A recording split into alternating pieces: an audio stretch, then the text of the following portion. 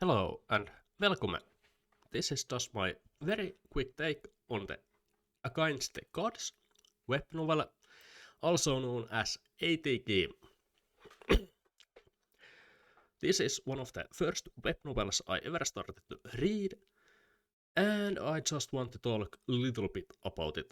I have some kind of hate-love relationship with this novel, because at the same time I think this is absolutely classic, one of the OG, I would say, Xiangxia slash Xuanhua novels, and absolutely one of the classic cultivation novels, and I don't think it's very good, especially if you don't like the harem stuff. On the other hand, I was pretty surprised when I went to the web novel page, and it had better rating than I had expected. And when we scroll down here, I think there's one person who basically said that 5 stars, that they would give only 2 stars out of the 5 if they had only read the first 500-ish chapters, and that's about the time I stopped reading this novel.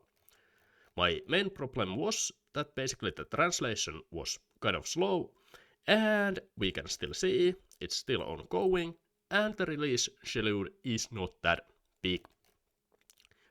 Back when I started, it was basically free, everyone could read it, but nowadays, as you can see, it's locked behind the paywall. And I think you can find it on the Wuxian world, but you have to pay it, or use the Wuxian world's free passes to read the novel. Would I recommend this?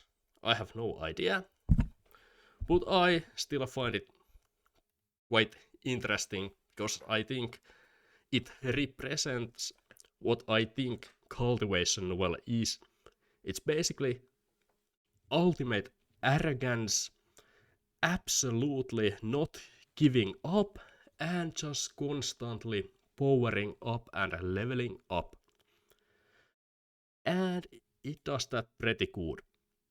But the main point is, I think absolutely some of the terrible harem stuff, like I don't know how horny the MC can sometimes be, but it still has pretty good, I would say, romance overall, if you can get past the harem stuff.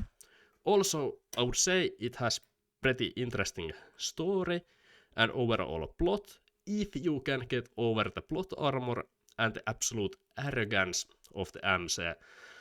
Like, if bro just shut up for a little bit and back down, he would be saved from so much trouble. But no, we have to keep that thing going on. Like, you give me face or I will kill every single one of you from the 9th generation. I don't know. Like, it has been really long time since I last read this one, and what I remember, what originally hooked me, is basically the plot point. It has Bro waking up in somebody else's body, and now with the Sky Poison Pearl with him. And basically, the story has this mystery and expectation where you want to know more about the MC's past and other stuff. And it just really keeps you on a tight hook about the secrets and slowly reveals them so you can keep and continue reading on and on and on. I think at some point they edge you a little bit too much with the secrets, and it's like, come on, bro, just tell already all those stuff. But no, you just have to keep going on and not giving us the information or the satisfaction of knowing or the big revelation. Overall, originally I would say I would not recommend for anyone to read this, but I might have to change my mind based on the newer reviews. I might even have to come back to this novel, read it to myself, and see if it's actually worth it. Because I think I got around maybe chapter 400 or 600, around that point when I stopped. And I have no idea how it later went on. But just based on what it started, I thought it was just not worth it to read anymore. But we will see what I will do. And this was just a quick take about the ATG Against the God. And maybe I will come back to this novel at some point and do more true review of this one and not just talking a little bit about over the Novel Updates webpage.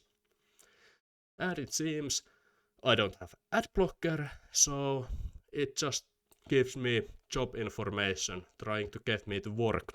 Good try, Google, good try. See you and goodbye. Bye.